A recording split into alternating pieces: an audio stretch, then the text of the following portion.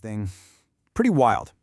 We've got our hands on a document that makes what might be the biggest claim in human history, that the cure for death is here. And not only is it here, you can actually buy it. And get this, right out of the gate, the document says this: David Gomadza stands as the harbinger of immortality. I mean, wow. That's not a subtle opening, right?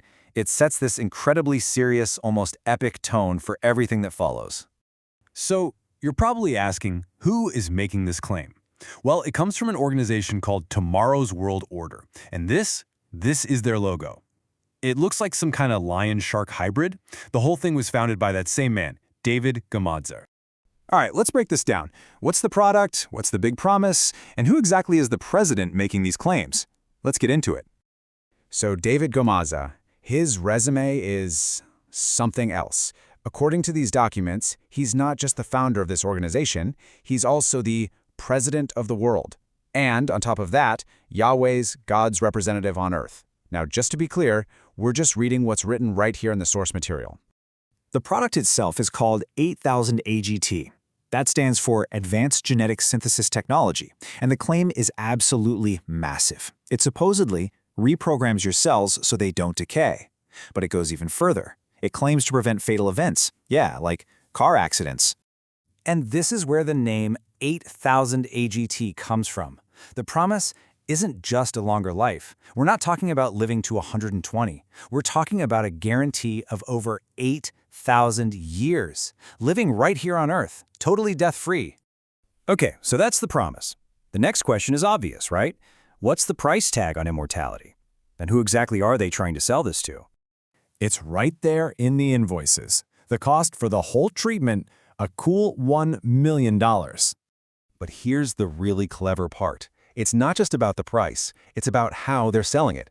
They're not targeting you and me. They're sending invoices directly to big corporations and foundations. Why? Because suddenly that $1 million price tag becomes a tax-deductible business expense. It's pitched as a way to lock in a founder forever, drastically cut insurance costs, and even give the cure to your top people. It's a wild corporate perk, to say the least. And if you think that's wild, hold on. This is where the sales pitch gets, it gets really dark and incredibly specific. The document literally includes a billionaire death list. Think about this as a sales tactic. It's both brilliant and terrifying. You see some of the biggest names in the world on here: Jack Ma, Mukesh Ambani, Warren Buffett, Bill Gates, each one with a specific date of death. And look at the cause. Did you notice the pattern? Car accident just keeps popping up over and over again. It's a ticking clock, and they're claiming to know exactly when it runs out. Okay, so here's a weird wrinkle in the strategy. If you look at the list, some of these people are predicted to die pretty soon. So why is their number one target someone who isn't scheduled to die for another decade and a half? Yep, the main target is Elon Musk. And what you're seeing here is the real invoice from the document, sent right to SpaceX. It's an offer to push his supposed death in 2038 all the way to the year 10,038. So why him? Well, the document actually lays out the whole strategy. See, saving someone like Warren Buffett or Bill Gates, that's framed as an ethical imperative, to stop the stock market from crashing. But saving Elon Musk, that's different.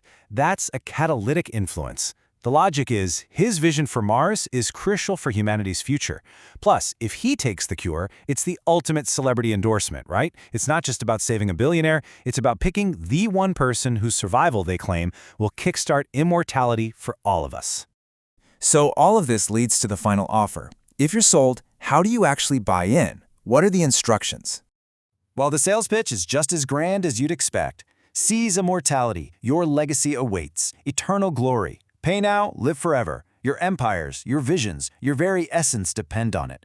I mean, they're not selling you a product. They're selling you eternity. And how do you make this monumental, history-altering purchase? How do you secure your eternal glory? Well, you send $1 million through PayPal to a Hotmail address. And believe it or not, the PayPal invoice isn't the only way to pay. The document mentions a few other, even stranger options. There's something called a body exchange terminal, an eyes payment system, and, get this, a prize wheel you can spin to get a monthly dose of the tech. It just keeps getting weirder.